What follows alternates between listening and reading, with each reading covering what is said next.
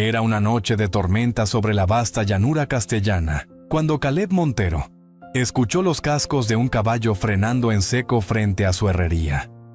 El trueno rugió como un cañón lejano y el viento arrastraba agua y polvo por el camino de tierra que llevaba al pueblo de Valdegracia. Caleb, de pie junto al yunque, alzó la mirada justo a tiempo para ver cómo un carruaje maltrecho se desplomaba al lado de su establo. De su interior, apenas iluminado por el farol de aceite que colgaba de su puerta, cayeron dos figuras, una mujer inconsciente y un niño que la abrazaba con desesperación. El niño, empapado hasta los huesos, no soltaba la mano de la mujer. Tenía los ojos verdes muy abiertos, llenos de un miedo que iba más allá del frío o la oscuridad. Caleb dejó el martillo sobre la mesa, tomó una manta y cruzó la lluvia con pasos firmes. No hizo preguntas. No era noche para exigir respuestas. «Tranquilo, chaval», dijo cubriendo al pequeño. «Aquí estáis a salvo». Llevó a la mujer ligera como una promesa rota hasta el interior de su taller. El fuego del hogar aún chisporroteaba en la chimenea de piedra y el calor se extendía tímidamente por la estancia. El niño no se separó de ella ni un instante, como si su vida dependiera de esa cercanía. Caleb les ofreció leche caliente y pan duro con aceite, lo único que tenía a mano. El niño comió a regañadientes, observando cada movimiento del herrero con ojos recelosos. Caleb Montero tenía 39 años, pero su rostro parecía más envejecido por las penas que por los años. Su mujer Clara había muerto en un incendio hacía 3 inviernos. La casa que construyeron juntos ardió mientras él ayudaba a contener otro fuego en la iglesia del pueblo vecino. Desde entonces, Caleb vivía solo con su hija Josefina en una pequeña habitación encima del taller. Cada rincón aún hablaba de Clara, los cortinajes bordados, la repisa con plantas secas, las cartas sin abrir guardadas en una caja de madera bajo la cama. Aquel niño y aquella mujer no parecían forasteros comunes. La ropa de la mujer, aunque sucia y rota, era de seda fina y encaje bordado. Incluso los botones brillaban como si hubieran sido pulidos con esmero. Su rostro, lleno de hematomas y cortes curados con vendajes de calidad, sugería una vida anterior de comodidad. Y sin embargo, allí estaba inconsciente en el suelo de una herrería rodeada de herramientas y hollín. Caleb examinó su pulso, fuerte pero agotado. No parecía estar muriendo, solo exhausta. El niño no habló esa noche. Se acurrucó a los pies de su madre abrazando una mochila pequeña que no soltaba ni dormido. Caleb, desde su banco de trabajo, los observaba entre martillazos distraídos. En ese silencio, entre la lluvia y las brasas, recordó la última vez que sintió algo parecido a esperanza. Josefina bajó al amanecer envuelta en su manta de lana. Miró a los extraños sin miedo, con la curiosidad natural de una niña de 8 años. Se acercó al niño y, sin decir nada, le ofreció un trozo de turrón que había escondido desde la Navidad. «¿Te gusta el dulce?», preguntó con una sonrisa. El niño la miró, dudó y asintió levemente. «Se llama Max», dijo una voz ronca desde el suelo. Era la mujer. Abrió los ojos despacio, con esfuerzo, y miró a Caleb con una mezcla de gratitud y alerta. «Y yo soy Elena». La manera en que lo dijo, corta, directa, sin apellidos, le confirmó a Caleb lo que ya sospechaba: huían de algo. «No necesito saber más», respondió él, «al menos no ahora». Durante la mañana, Elena se levantó débilmente, y como si el hábito le guiara más que la fuerza, empezó a ordenar y limpiar la pequeña cocina que hacía años nadie tocaba. Encontró harina, cebolla, un poco de tocino e improvisó una torta caliente que llenó el aire de aromas olvidados. Caleb no sabía si sentirse agradecido o incómodo. La última mujer que había cocinado allí también se llamaba Clara. Max no se separaba de su madre, aunque empezaba a observar a Josefina con ojos menos tensos. El niño hablaba poco, pero sus modales eran educados. Había algo en su forma de mirar, de evaluar los rincones, los cerrojos, las salidas, que recordaba a alguien entrenado. Caleb, que había visto soldados en la guerra y ladrones en el presidio del condado, reconoció ese tipo de miedo, el de quien no teme lo que ve, sino lo que podría aparecer en cualquier momento. Esa tarde, al revisar la mochila de Max mientras él dormía, Caleb encontró documentos envueltos en pergamino y aceites sellados con lacre real. Entre ellos, un nombre que le heló la sangre: Casa Ward de Terranova, una de las familias más poderosas del norte del país, dueños de pozos de petróleo y líneas de telégrafo. Había escuchado rumores, desapariciones, herencias disputadas y muertes accidentales. Pero eso era cosa de ricos. Hasta ahora. Esa noche Elena habló. Nos están buscando, confesó. Nos dieron por muertos. Y quieren que siga siendo así. Caleb no dijo nada. Solo puso más leña en el fuego y le tendió otra manta. En su pecho el eco de una decisión empezaba a latir. Había vivido demasiado tiempo huyendo del pasado. Tal vez había llegado el momento de enfrentarse a él. La confesión de Elena quedó flotando en el aire como humo espeso. Nos dieron por muertos. Caleb no necesitaba más detalles para saber que aquella mujer y su hijo traían consigo una historia peligrosa. Él no era hombre de muchos discursos ni preguntas innecesarias, pero su instinto, el mismo que le había salvado la vida en más de una ocasión, le decía que no se trataba de simples fugitivos. Esa noche no durmió. Desde la ventana del altillo, con la escopeta apoyada contra la pared y la mecha lista, Caleb vigilaba el camino. La lluvia había cesado, pero el viento traía olores extraños: cuero, sudor, pólvora.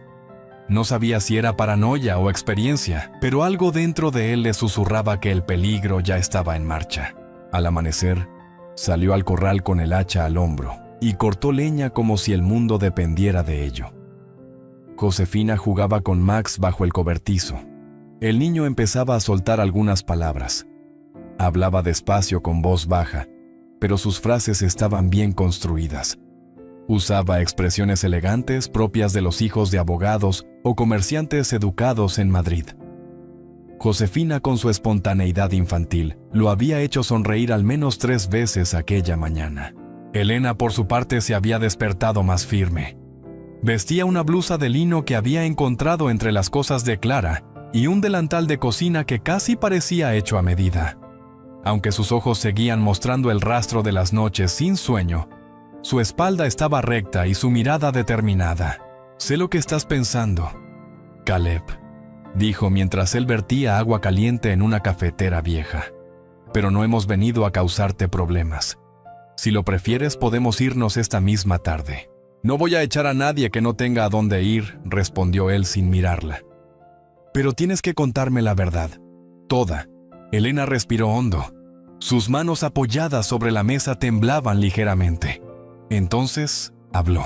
Contó que su marido, don Marcos Ward, había heredado una vasta extensión de tierras al norte cerca de León. Había comenzado a sospechar de irregularidades en las cuentas de la empresa familiar: desvío de fondos, contratos falsos, compra de tierras a precio de sangre. Y cuando quiso denunciarlo ante las autoridades, apareció muerto en una cala, supuestamente ahogado durante una travesía. Pero ella sabía que lo habían matado. Fue su propio tío, don Ricardo Ward, quien organizó todo. Un hombre sin alma, con amigos en la Guardia Civil y contactos hasta en el ministerio. Tras la muerte de Marcos, intentaron encerrarme en un sanatorio fingiendo que había perdido la razón por el duelo. ¿Y cómo escapaste? Una enfermera. Se llamaba María Santos. Me creyó. Me ayudó a escapar durante un traslado en diligencia.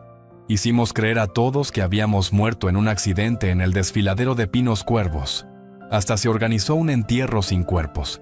Pensaban que el problema estaba resuelto. Caleb la escuchaba sin interrumpir, solo asintiendo lentamente. Desde entonces hemos estado huyendo. María fue capturada hace 2 semanas. La última vez que supe de ella estaba en una prisión militar acusada de espionaje.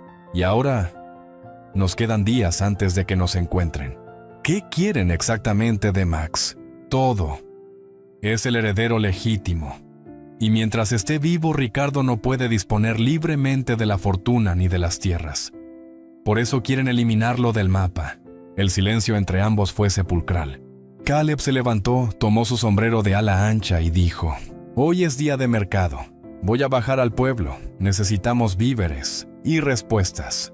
Valdegracia era un pueblo pequeño de calles empedradas con la iglesia al centro y la plaza flanqueada por la taberna, el cuartelillo y la botica. Caleb no hablaba con muchos, pero todos le respetaban. Su mirada severa y sus silencios largos hacían que nadie le cuestionara.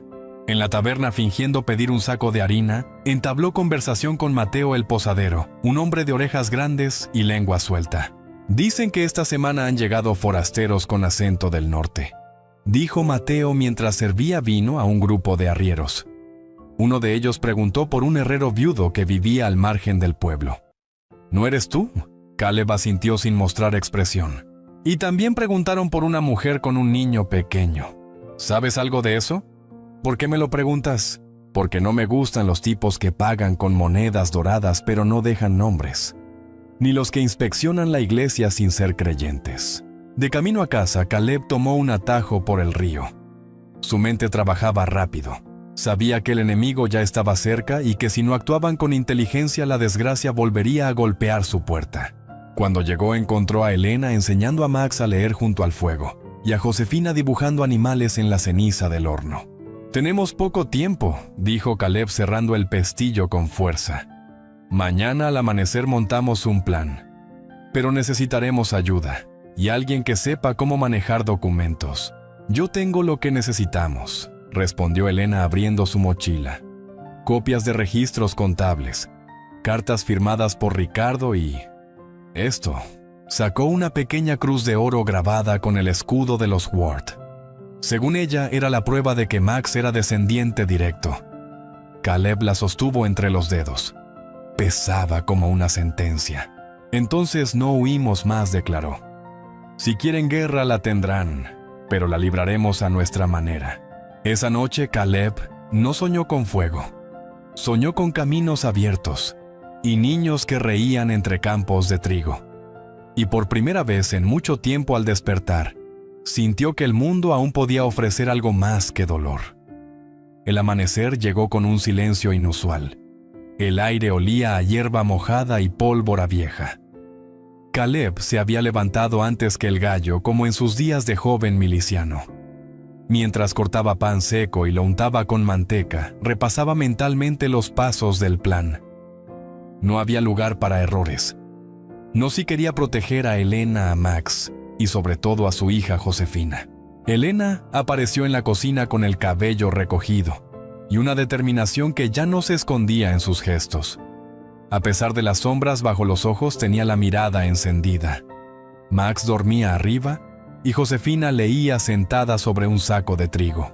«¿Estás seguro de esto, Caleb?», preguntó Elena tomando una taza de café de cebada. «Lo estoy. Y tú también deberías estarlo. Si vamos a enfrentar al demonio, mejor hacerlo en terreno conocido». La primera parte del plan requería dos cosas: visibilidad y control del relato. Si querían sobrevivir, debían hacer lo contrario de lo que cualquier fugitivo haría: exponerse. Caleb sabía que en los pueblos pequeños, la verdad se propaga despacio. Pero el escándalo como fuego en rastrojo seco. Esa mañana, Elena y Max caminaron por la plaza de Valdegracia como si fueran visitantes nobles. Iban bien vestidos, ella con un vestido azul marino que perteneció a Clara, y Max con camisa blanca y pantalones planchados. Caleb, por su parte, hablaba con el alcalde don Eusebio, un hombre anciano que había sido amigo de su padre. «¿Qué me traes entre manos, Caleb?», preguntó el alcalde receloso. «La verdad, don Eusebio, una verdad que puede costarnos la vida o salvar muchas más». Elena, con voz firme, contó su historia, sin adornos ni lágrimas. Mostró los papeles, escrituras, firmas, extractos bancarios, cartas interceptadas. El alcalde frunció el ceño al leer un documento con el sello de la corona. «¿Y qué queréis de mí?». «Protección y un testigo. Queremos organizar una entrega pública. Mostrar al mundo que Max es el heredero legítimo y que si algo nos pasa, quedará constancia de quién estaba implicado». Don Eusebio resopló. «Estáis jugando con fuego. Pero en este pueblo aún nos acordamos de lo que significa tener honor. Haré lo que pueda». La noticia corrió como pólvora por los caminos de Castilla. La viuda Ward estaba viva y venía a reclamar justicia. Algunos lo creyeron, otros lo dudaron, pero todos querían mirar. La cita se fijó para el domingo después de misa en el salón comunal. Mientras tanto, Caleb reforzaba su casa como una fortaleza. Instaló trampas, escondió armas y diseñó rutas de escape. Josefina aprendió a cargar un rifle con manos temblorosas. Max observaba todo en silencio con la seriedad de quien ha perdido demasiado para seguir siendo niño. En las noches, Elena escribía cartas a sus contactos en Bilbao, León y Salamanca. Amigos de su difunto marido, comerciantes leales, incluso un periodista que le debía un favor antiguo. Las cartas salían por mensajero cada madrugada, selladas con cera roja y con instrucciones precisas. Si no recibes otra carta en 3 días, publica todo. La tensión se podía cortar con cuchillo. Los forasteros habían empezado a aparecer de nuevo. Uno de ellos, un hombre alto con capa de cuero y sombrero bajo, se presentó en la taberna con voz suave y modales corteses. «Busco a un herrero, Caleb Montero. Me han dicho que es el mejor del valle». Mateo el posadero asintió con cautela. «Tal vez lo sea, pero no está disponible para encargos hoy». El desconocido sonrió con dientes de lobo. «Volveré mañana». Aquella misma noche, Caleb encontró una marca hecha con tiza blanca en la puerta de su herrería, un símbolo que conocía bien de sus días en la guerra, una señal entre cazadores de recompensas. El domingo llegó con sol y cielo despejado. La plaza estaba llena. Vecinos curiosos, vendedores ambulantes. Hasta un fraile se había acercado con el pretexto de bendecir la jornada. Caleb y Elena subieron al estrado. Max se quedó entre la multitud protegido por Josefina y don Eusebio. Elena leyó una carta escrita por su difunto esposo. Luego mostró el crucifijo familiar y por último expuso el documento de herencia sellado por notario real. La reacción fue inmediata, murmullos, exclamaciones, aplausos. Pero antes de que pudiera terminar, un disparo sonó desde el campanario. Todos se agacharon. El caos estalló. Caleb gritó, a cubierto. El proyectil había fallado, pero el mensaje era claro, no estaban solos. Desde una carreta aparcada al fondo, salieron 3 hombres armados con rifles. Vestían de negro con pañuelos que ocultaban sus rostros. Uno de ellos gritó, «Entregadnos al chico y nadie saldrá herido». Caleb no dudó. Sacó su revólver y disparó al aire. Aquí nadie se rinde. Lo que siguió fue breve pero intenso. Don Eusebio, a sus 80 años, disparó su escopeta como en los viejos tiempos. Vecinos con más valentía que puntería se unieron al tiroteo. Los hombres encapuchados retrocedieron heridos o superados en número. Cuando todo terminó, Max seguía ileso. Josefina, cubierta de polvo, abrazaba a su amigo con fuerza. «¿Estás bien?», le susurró. Max asintió por primera vez con una sonrisa temblorosa. Elena desde el estrado alzó la voz. «Esto no ha terminado, pero hoy nos han visto y no podrán borrarnos otra vez». Esa noche la casa de Caleb no durmió. Se turnaban para vigilar mientras fuera aún se escuchaban ecos de cascos en la lejanía. Pero también había otra cosa en el aire: esperanza. La clase de esperanza que se enciende cuando la verdad encuentra testigos. Y el miedo pierde fuerza. El día después del tiroteo, Valdegracia amaneció con un silencio que no era paz, sino expectación. Las ventanas se mantuvieron cerradas, las puertas con cerrojos dobles, y los niños no salieron a jugar como era costumbre. Aunque los atacantes habían sido repelidos, todos sabían que aquello no había sido una simple advertencia.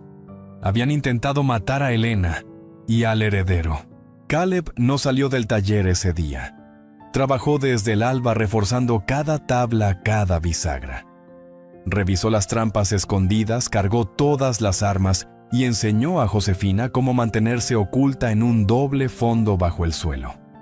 Elena, por su parte, escribió nuevas cartas con manos temblorosas pero corazón firme. Esa misma tarde las envió por mensajero hacia León y Valladolid. El mundo tenía que saber que la amenaza seguía. Max no habló en todo el día. No lloró, no comió. Se quedaba sentado junto a la chimenea, abrazado a su mochila, con la mirada perdida en las brasas, como si aún escuchara los disparos. Josefina, sin decir nada, se sentó a su lado, y le ofreció una figurita tallada en madera, un caballo de juguete que Caleb le había hecho años atrás. Él lo tomó y por primera vez apoyó su cabeza sobre su hombro. No necesitaba palabras. El miedo se combate mejor acompañado. Al anochecer, un jinete solitario cruzó el pueblo y dejó una nota clavada en la puerta de la iglesia. El padre Lorenzo, un cura ya retirado con más cicatrices en el alma que en el cuerpo, fue quien la encontró. El mensaje era claro: el lobo ha llegado. Entregad al niño antes del domingo o arderá todo lo que amáis. Caleb leyó la nota 3 veces. La firma lo decía todo, una marca en forma de huella sangrante. El lobo. No era leyenda, era real. Un mercenario a sueldo que en otros tiempos había trabajado para el ejército francés y después como ejecutor privado de familias poderosas del norte. Nadie sabía su verdadero nombre, solo que no fallaba. «Viene por nosotros», murmuró Elena al ver la marca. «Esta vez no mandan soldados, mandan una sombra. Entonces nos esconderemos a plena luz», respondió Caleb. «Que nos vean, que sepan que no tenemos miedo».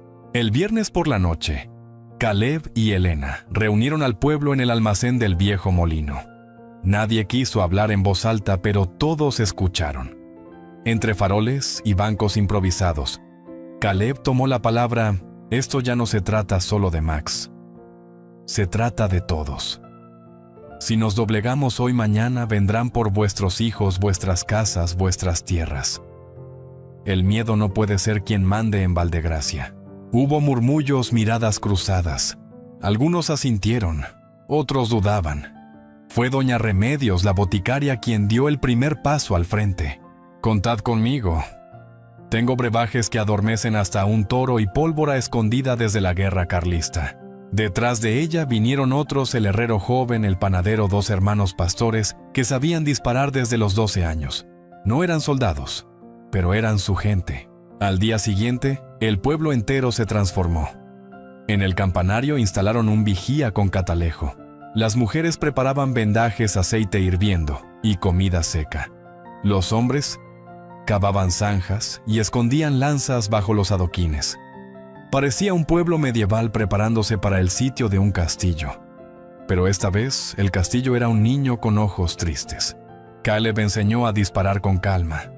No se trataba de pelear por gloria, sino por supervivencia. Elena recorría las casas hablando con cada vecino, dejando claro que si ella caía, Max seguiría vivo porque ya no estaba sola. La noche del sábado, mientras todos dormían, Caleb salió al campo. Quería pensar, respirar, mirar el cielo sin techo. Fue entonces cuando lo vio. Una silueta entre los olivos, alta, inmóvil, como si el propio aire lo respetara. «No hagas tonterías, herrero», dijo una voz ronca sin emoción. «Dame al niño y nadie más sufrirá. Y si digo que no, entonces te sacaré el alma por los ojos y luego volveré por tu hija». Caleb apuntó su rifle. «Te estaré esperando». Pero cuando apretó el gatillo, la silueta ya no estaba. Domingo. El sol no salió.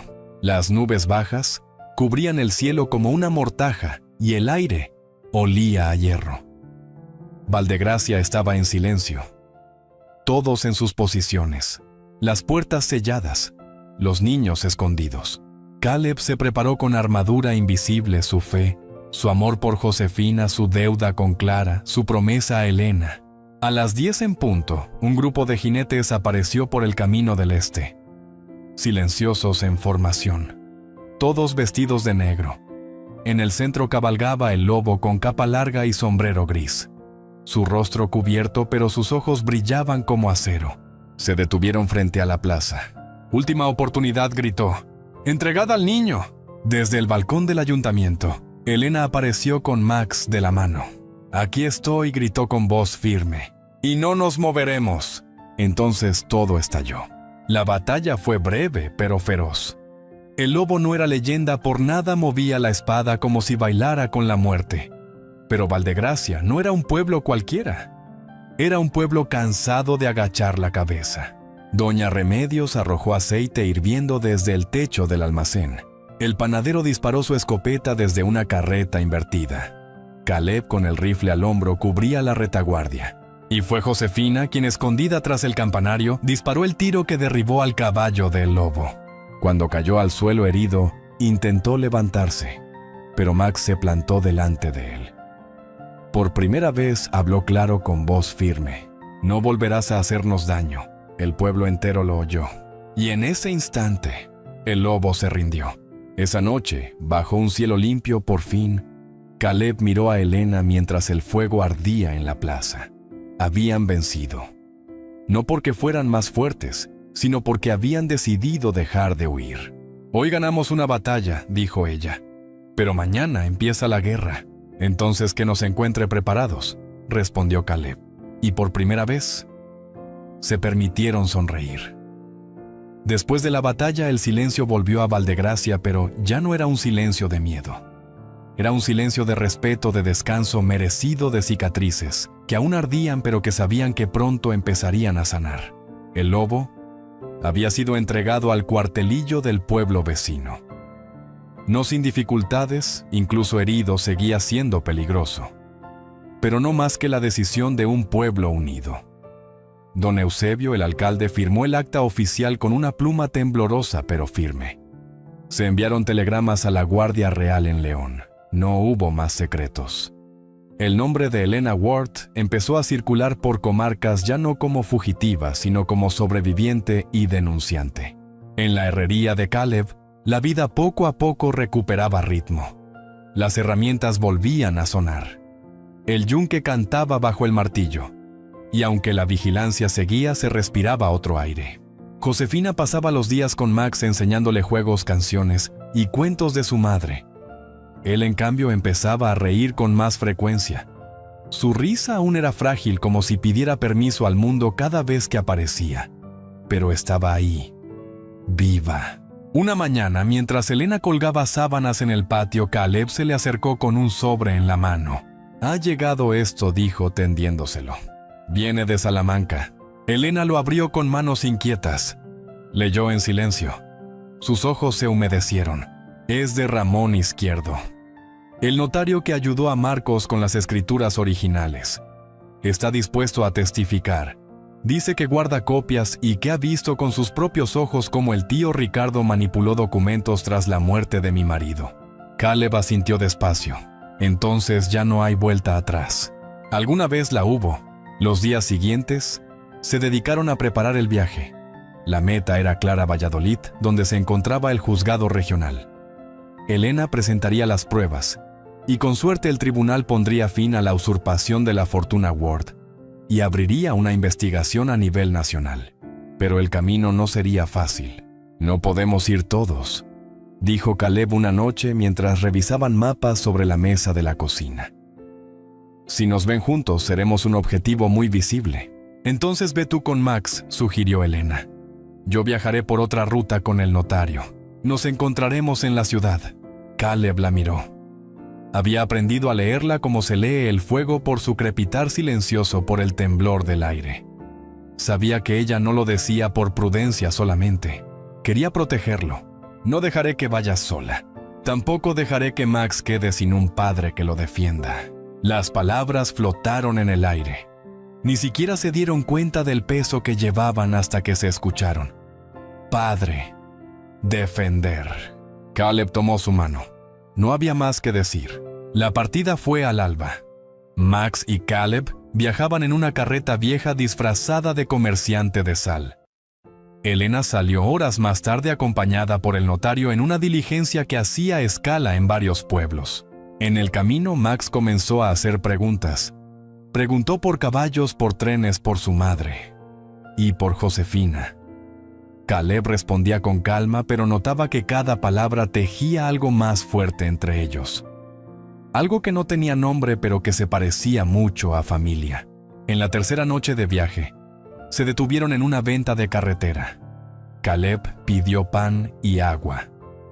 Max se durmió sobre una manta abrazado al crucifijo de su padre. Caleb se sentó a su lado mirando el fuego y recordando la promesa que se había hecho aquella noche en la plaza. «No volveré a fallar». Entonces escuchó un ruido detrás del establo. No eran jinetes, no eran hombres, eran niños. 4, tal vez 5. Flacos sucios con ojos que hablaban de hambre y de abandono. Uno de ellos, el mayor, apenas pasaba los 12 años. Se acercó al fuego sin pedir permiso. ¿Tenéis pan? Caleb no lo pensó. Rompió el pan en trozos y los repartió. Los niños comieron sin decir una palabra. Cuando terminaron, el mayor habló. Dicen que tú eres el que protegió al niño Ward, que peleaste contra el lobo. Caleb asintió. ¿Y? Queremos ir contigo, no para que nos cuides, para aprender, para que nos enseñes a no tener miedo. Caleb los miró uno a uno. Vio en ellos a Max, a sí mismo de joven, a todos los que habían sido olvidados por el mundo. No tengo nada que ofreceros, dijo. Tenéis algo que nadie nos ha dado, respondió el mayor. Palabra. Al llegar a Valladolid, Elena ya los esperaba en una casa segura cedida por un antiguo amigo de Marcos. Ramón Izquierdo tenía todo preparado: documentos, testimonios, copias certificadas, pero también noticias. Ricardo ha llegado a la ciudad, dijo mientras les servía vino. Sabe que estáis aquí y no piensa rendirse sin pelear. Elena se puso en pie. Entonces que pelee. Pero esta vez no en la sombra, delante de todos. La audiencia se fijó para el lunes siguiente. La ciudad se llenó de rumores. La viuda Ward ha vuelto. Trae consigo pruebas, testigos, un niño.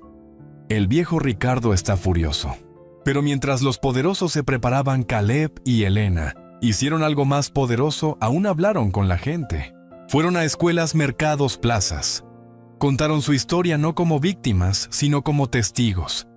Y eso, en un país de memoria dormida, era dinamita pura. Cuando el día del juicio llegó, los bancos estaban llenos. Entre la multitud estaban los niños que Caleb recogió, ahora lavados, vestidos y con ojos nuevos. Josefina también llegó montada en el burro de don Eusebio, guiada por el cura Lorenzo. Y cuando el juez pidió silencio, Max se puso de pie y habló con voz temblorosa, con palabras simples, pero con la verdad más pura que puede salir de un niño que ha sobrevivido al miedo. Quiero vivir sin esconderme. Quiero que mi madre no tenga que mirar atrás. Quiero quedarme con el hombre que me salvó, porque él es mi padre. Aunque no tenga mi sangre, tiene mi corazón. El silencio fue absoluto, pero no por miedo, sino por emoción. Y fue entonces cuando el juez, con voz quebrada, dijo las palabras que cambiarían sus vidas. El tribunal acepta la legitimidad del testimonio y de las pruebas. A partir de este momento queda abierta la causa contra don Ricardo Ward. Y Max Ward será reconocido como heredero legítimo bajo la custodia de Caleb Montero. Elena apretó la mano de Caleb, y en sus ojos brillaba algo que ningún tribunal podía negar: justicia. Pasaron 3 semanas desde el juicio en Valladolid. Ricardo Ward había sido detenido, su rostro aparecía en los periódicos, su imperio comercial investigado por magistrados y abogados del reino. La prensa lo llamaba el caído de Terranova. Pero para Elena y Caleb, la verdadera victoria no se encontraba en los titulares. Estaba en las cosas pequeñas. En la herrería de Valdegracia las campanas volvían a sonar por bodas y bautizos. Los niños huérfanos que una vez vagaron por los caminos, ahora dormían bajo techo, ayudaban en la fragua o aprendían a leer con Elena en la vieja escuela del pueblo. Josefina dirigía un grupo improvisado de lectura bajo el olivo más grande del patio, mientras Max, ya sin miedo, corría por los campos como si los años de huida hubiesen sido solo un mal sueño. Un día Caleb colgó su martillo al final de la tarde y salió al porche. Se quedó quieto contemplando el horizonte anaranjado por el atardecer. Elena se le unió poco después, secándose las manos en el delantal. ¿En qué piensas?, preguntó ella, apoyando la cabeza en su hombro. En todo lo que ha cambiado y en lo que aún queda por hacer. ¿Te arrepientes? No, pero me asusta que esto sea tan bueno, que se sienta tan real. Elena sonrió. Porque lo es, Caleb. No es un regalo del destino. Es algo que construimos, día tras día. La semana siguiente llegó un mensajero con un sobre sellado. Venía desde Madrid, del mismísimo Ministerio de Fomento. Elena lo abrió en silencio.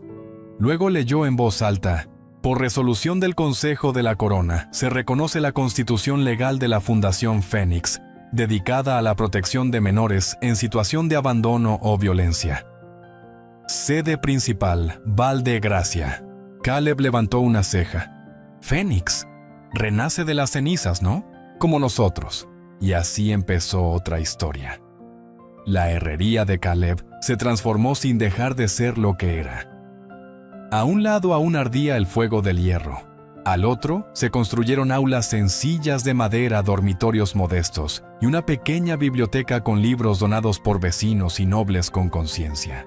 La Fundación Fénix se convirtió en un refugio para niños que, como Max, habían perdido más de lo que podían explicar. No era un orfanato, era un hogar. Con normas sí, pero también con música, juegos y olor a pan recién hecho. Elena coordinaba la parte legal y contable. Josefina organizaba meriendas y funciones teatrales.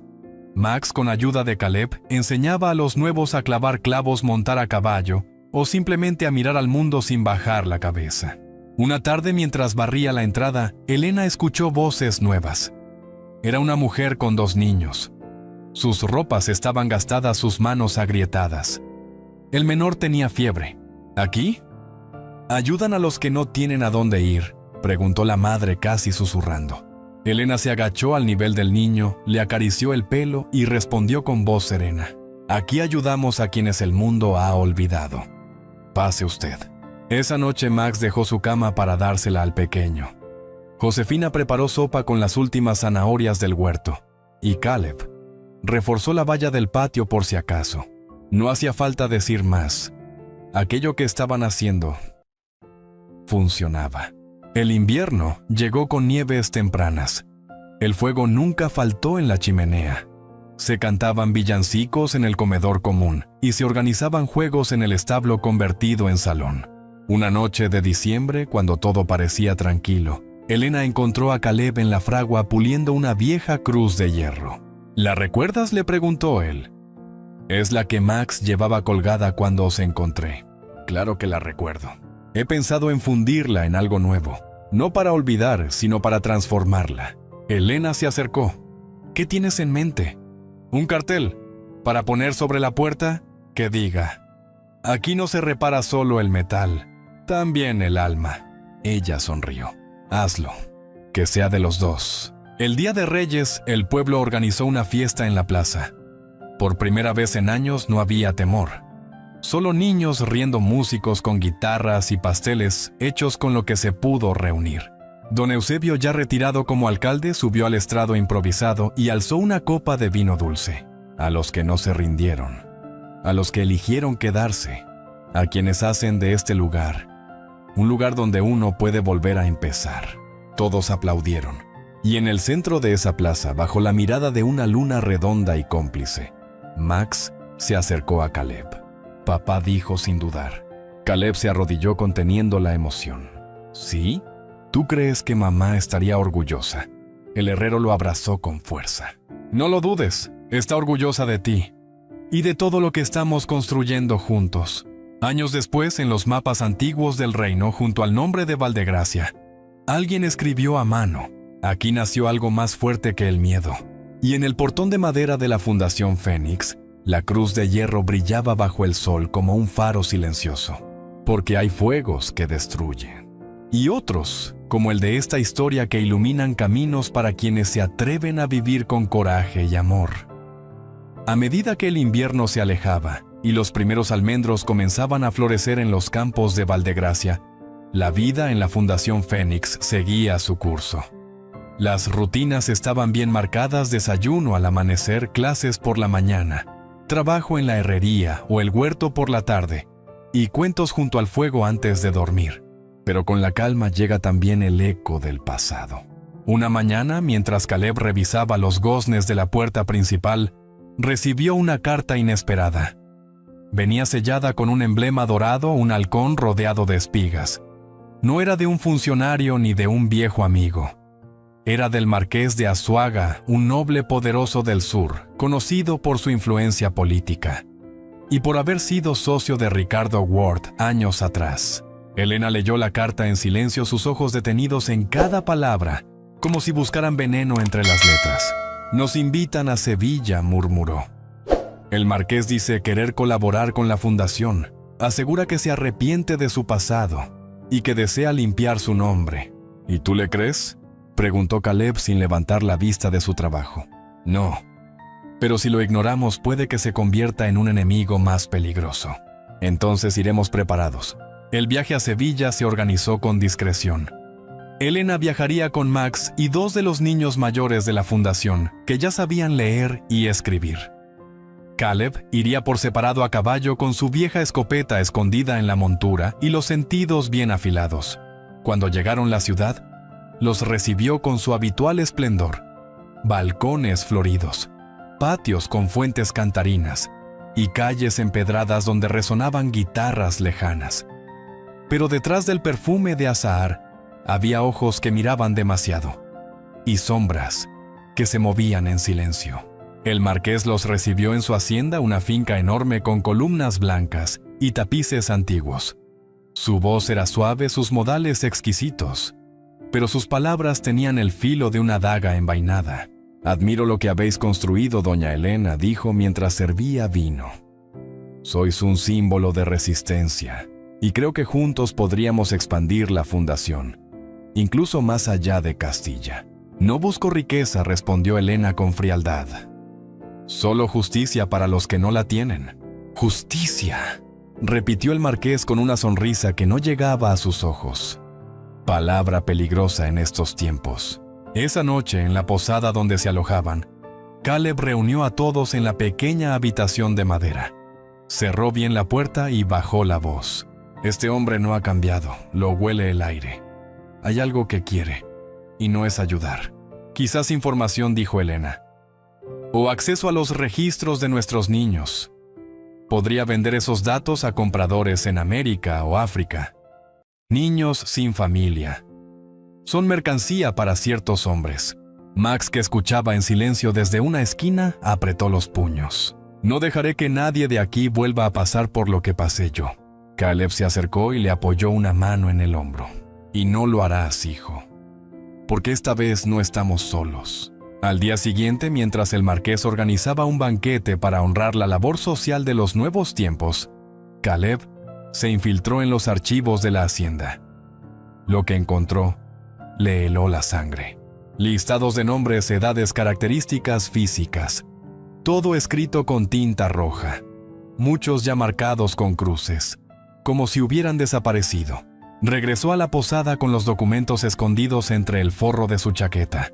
Elena los leyó con el rostro endurecido. Cada línea era una historia rota. Cada nombre, una infancia arrebatada.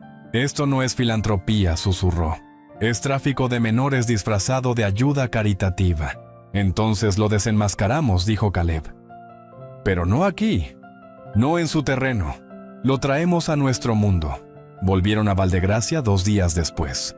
Nadie sospechaba que en sus alforjas llevaban pruebas suficientes para derrumbar un linaje centenario. Elena redactó cartas a los jueces de León, periodistas de Salamanca y hasta a un obispo reformista de Toledo. Les explicó lo descubierto. Les mandó copias selladas. Les pidió que vinieran al pueblo para una donación pública que en realidad sería una trampa para atrapar al marqués. Y así fue. Un mes más tarde, el marqués llegó a Valdegracia con toda su pompa. Traía joyas para los niños, promesas para la prensa, y 2 caballeros de confianza que más parecían carceleros que escoltas. La ceremonia se celebró en la plaza bajo el olivo centenario.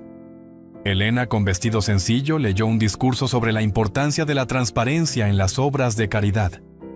Caleb, desde el fondo, observaba cada movimiento de los invitados. Y cuando llegó el momento de la firma del acuerdo, Elena se detuvo. Miró a los ojos del marqués y dijo: «Antes de sellar cualquier alianza, deseo que todos escuchen algunos nombres». Entonces sacó los documentos. Nombres de niños. Niños desaparecidos bajo el amparo de su fundación en Andalucía. Nombres que ahora están en poder de la audiencia real y que hoy serán leídos en voz alta. El marqués intentó interrumpirla, pero ya era tarde. Los periodistas sacaban sus cuadernos. Los vecinos abrían los ojos. Y los agentes de la Guardia Real, escondidos entre el público, ya caminaban hacia él. «Queda usted detenido», dijo uno. «Por tráfico humano, falsificación de documentos y asociación ilícita». El pueblo estalló en murmullos.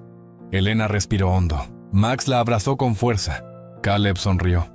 No porque se sintiera vengado, sino porque sabía que la llama que habían encendido en Valdegracia ya no se apagaría. Esa noche, bajo las estrellas, Josefina organizó una función de marionetas en el patio de la fundación. Los niños rieron. Algunos lloraron. Otros simplemente miraban en silencio sin saber aún cómo expresar lo que sentían. Caleb y Elena se sentaron uno al lado del otro en un banco de madera, que había sido forjado con clavos rescatados de la vieja iglesia derruida. «¿Crees que esto algún día acabará?», preguntó ella. No respondió Caleb mirando el fuego. «Porque mientras existan niños abandonados, siempre habrá quien los quiera usar. Pero también, siempre habrá quien los proteja. Y nosotros seremos los que enseñen a otros cómo hacerlo». Elena entrelazó sus dedos con los de él, y en ese gesto simple bajo el cielo inmenso de Castilla comenzó una nueva etapa. Ya no como fugitivos, sino como guardianes del futuro. La primavera llegó a Valdegracia vestida de verde y de esperanza. El campo florecía, las acequias llevaban agua limpia, y los pájaros regresaban a cantar sobre los tejados recién reparados de la Fundación Fénix. El pueblo, una vez marcado por la sombra del miedo, se había transformado en símbolo de justicia. Pero con cada victoria también llegaban nuevas responsabilidades. Una tarde, mientras Max ayudaba a Josefina a plantar tomates en el huerto trasero, Caleb observaba desde el porche con una taza de café humeante entre las manos. Elena se sentó a su lado con los documentos del nuevo proyecto extendidos sobre su regazo. «Tenemos solicitudes de Ávila de Soria, incluso de Valencia», dijo. «Todos quieren replicar lo que hemos hecho aquí». Caleb no dijo nada al principio. Miró a los niños jugando junto al pozo, corriendo con una cometa hecha con trapos viejos y palos rectos. Luego respondió con tono pausado. «Y estamos listos para crecer, para salir de nuestra tierra. Si no lo hacemos nosotros, lo hará alguien sin el corazón necesario. Y si perdemos lo que somos, entonces debemos asegurarnos de que lo esencial viaje con nosotros». Esa misma semana, Elena viajó a Toledo para presentar la solicitud de apertura de 2 nuevas casas de acogida bajo el sello de la Fundación Fénix.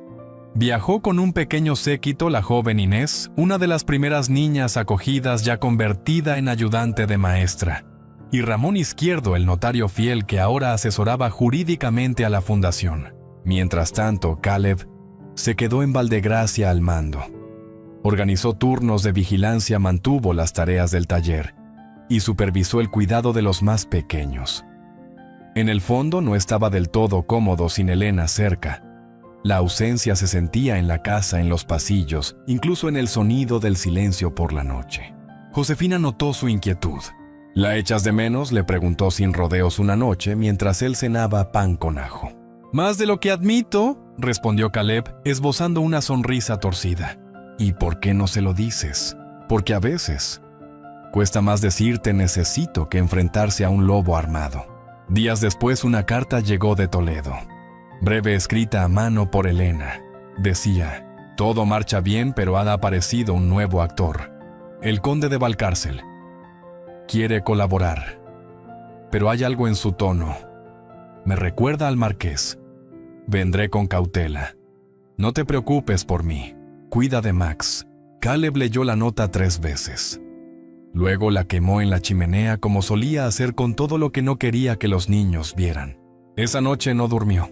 El conde de Valcárcel era un hombre elegante, conocido en la región por su apoyo a las obras benéficas y su cercanía con la nobleza madrileña. Poseía tierras en Segovia, Salamanca y un palacio de piedra cerca del río Tajo. Pero lo que más preocupaba a Elena no era lo que mostraba, sino lo que callaba. «Me habla de números», dijo en voz baja a Ramón Izquierdo de Estadísticas de Impacto Social. «Pero nunca menciona nombres, ni rostros. Entonces no busca ayudar, busca invertir», respondió el notario. A su regreso a Valdegracia, Helena encontró a Caleb arreglando la valla del potrero. «Me alegra verte», dijo ella bajando del carruaje. «Más de lo que puedo decir con palabras». Caleb no respondió de inmediato. Se limpió las manos con un trapo y la miró a los ojos.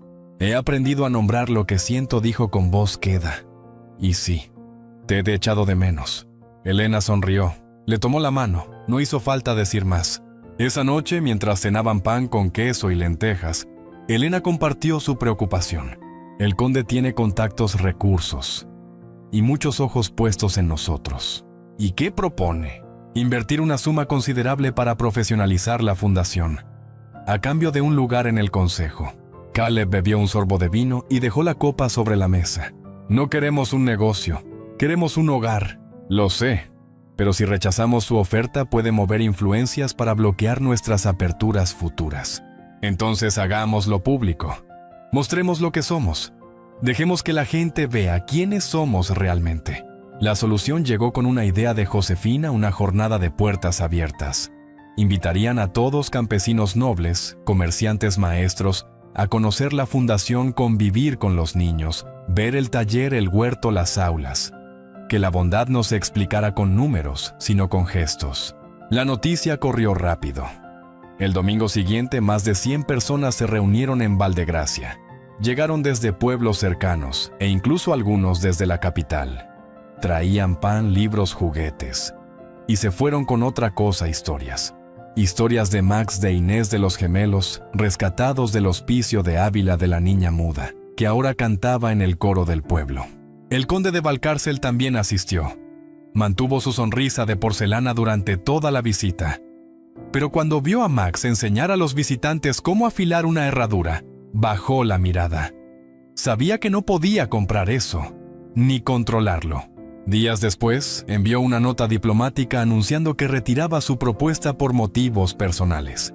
Aquella noche, mientras Helena colgaba mantas junto al fuego, Max se le acercó.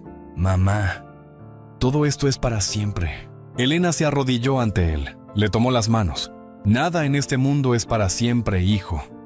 Pero lo que construimos con amor puede durar más que nosotros».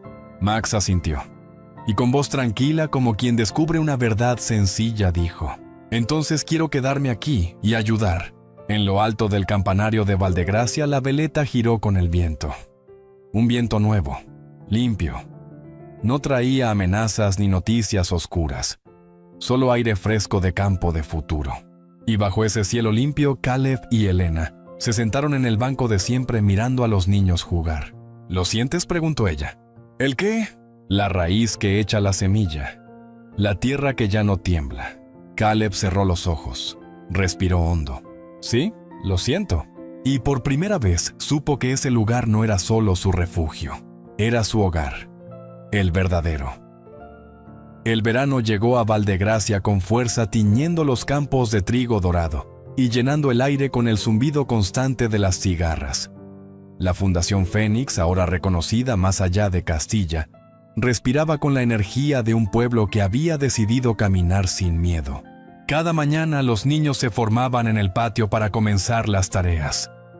Max organizaba los turnos del huerto. Josefina dirigía la pequeña biblioteca con su voz clara y firme. E Inés enseñaba a los más pequeños a leer y escribir en una de las aulas de madera que Caleb y sus ayudantes habían construido con sus propias manos. Helena, mientras tanto, recibía visitantes. Delegaciones de otros pueblos, maestros rurales, médicos, incluso curas de parroquias apartadas, que venían a aprender cómo replicar aquel modelo, donde la dignidad no se regalaba sino que se cultivaba. Pero no todo eran buenas noticias. Una tarde calurosa, mientras Caleb limpiaba las herramientas de la fragua, llegó un telegrama. El papel estaba arrugado por el sudor del mensajero, y la tinta corría un poco, pero el mensaje era claro. Fundación Hermana en Teruel incendiada. Sospecha de represalia. No hay víctimas. Solicitamos apoyo urgente. Caleb llevó la nota a Helena. Sus rostros se tensaron. Aquello que tanto temían, la reacción violenta de quienes perdían privilegios, había comenzado. «No podemos mirar a otro lado», dijo Caleb. «Y no lo haremos», respondió Helena. «Pero esta vez no basta con resistir. Hay que organizarse. Los días siguientes fueron intensos. Helena y Caleb convocaron una asamblea de territorios libres, una reunión de todas las casas de acogida, cooperativas, rurales y refugios que habían nacido inspirados por la Fundación Fénix. El encuentro se celebraría en Valdegracia bajo la sombra del olivo centenario. Prepararon camas en el establo, habilitaron tiendas de campaña y colgaron banderas hechas por los niños con palabras como justicia, dignidad, resistencia. El pueblo entero colaboró, las panaderas cocinaban sin descanso, los pastores donaban leche y los músicos se ofrecieron a tocar en las noches para aliviar las tensiones del día. El día del encuentro, más de 50 personas llegaron desde todos los rincones del país. Hombres y mujeres humildes, con las manos curtidas y los corazones despiertos. Algunos venían en mulas, otros a pie. Muchos traían historias de amenazas, de boicots, de silencios impuestos por caciques locales. Nos quieren dividir, dijo una mujer de Burgos, porque saben que si nos juntamos cambiamos el país. Pues entonces, que nos vean juntos, respondió Helena desde el estrado de madera. Que nos oigan cantar, construir, enseñar. Que sepan que no tenemos intención de desaparecer. Durante 3 días debatieron propuestas, compartieron experiencias, firmaron pactos de solidaridad. Pero la idea que más resonó fue una que trajo un joven maestro de Albacete. Debemos crear una red formal con nombre propio, con portavoces elegidos. Ya no somos solo una fundación, somos un movimiento. Caleb, que siempre había desconfiado de los títulos y las estructuras, habló por primera vez en la asamblea. He visto cómo la bondad florece cuando nadie se la espera. Y también he visto cómo el poder trata de apagarla. Si vamos a seguir adelante, que sea con los pies en la tierra y el corazón en el fuego. Yo no entiendo de cargos, pero si esto va a llamarse algo, que se llame como lo que somos, guardas de la llama. El nombre quedó, y en las actas manuscritas de aquella asamblea se escribió con letras grandes: nace la red de los guardas de la llama, un pacto de apoyo mutuo entre comunidades que luchan por un mundo más justo, empezando por lo pequeño, por lo cotidiano, por los niños. Aquella noche se encendieron hogueras por toda Valdegracia. Una frente a la herrería, otra en el patio de la escuela, una más en la plaza. Los niños bailaban, los mayores cantaban, y algunos simplemente miraban al cielo en silencio, agradeciendo por haber llegado hasta allí. Max se sentó junto a Caleb con los pies descalzos y una sonrisa tímida. ¿Crees que mamá estaría orgullosa de todo esto? Caleb no respondió enseguida. Observó las llamas. Luego puso un brazo sobre los hombros del muchacho. Estaría más que orgullosa. Estaría viva en cada cosa que hacemos. Al día siguiente, mientras desmontaban las tiendas y despedían a los visitantes, Helena se acercó a Josefina, que limpiaba pizarras con agua. ¿Estás cansada?, preguntó. Un poco. ¿Y feliz? Mucho. Helena la abrazó como se abraza a una hija elegida y le susurró al oído: esto también es tuyo. Lo que has sembrado aquí crecerá mucho más allá de lo que imaginas. Una semana después, llegó una carta del Ministerio de Instrucción Pública. En ella se reconocía oficialmente a la Fundación Fénix como modelo educativo y social de interés nacional. El sello real estaba en el margen inferior, pero lo que de verdad emocionó a Helena fue la última línea escrita a mano por el ministro: mi hija encontró en vuestro hogar el futuro que yo no supe darle. Los días continuaron con su ritmo habitual, pero algo había cambiado. Ya no eran solo una comunidad, eran una semilla plantada en tierra fértil, y todo el país comenzaba a escuchar su nombre. Una mañana, Caleb colgó un nuevo letrero sobre la puerta principal de la herrería. Era de hierro forjado con letras curvas que brillaban al sol. Aquí no se forjan armas sino esperanzas. Y debajo, grabado con fuego: guardas de la llama. Amanecía en Valdegracia cuando Max, con las botas cubiertas de barro fresco, cruzó el patio de la fundación con paso firme. Tenía ya 14 años, pero sus hombros empezaban a parecerse a los de Caleb, y su voz ya no temblaba al hablar en público. Aquel día era especial. En la plaza del pueblo, junto al olivo centenario, se había levantado un estrado sencillo con telas blancas y una gran pancarta cosida a mano que decía: celebración del primer año de los guardas de la llama. Llegaron delegaciones de todos los rincones del país. Jóvenes que habían sido rescatados de hospicios miserables, mujeres que ahora dirigían escuelas rurales, abuelos que nunca habían creído en la política, pero que sabían distinguir entre lo justo y lo necesario.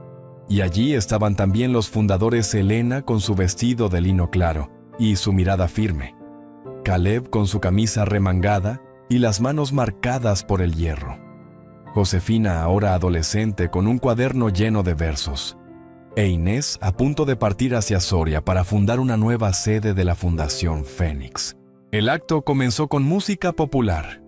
Luego los niños recitaron poemas, representaron escenas de la historia de Max, e incluso una pequeña de 6 años cantó una canción en honor a los que no se rinden.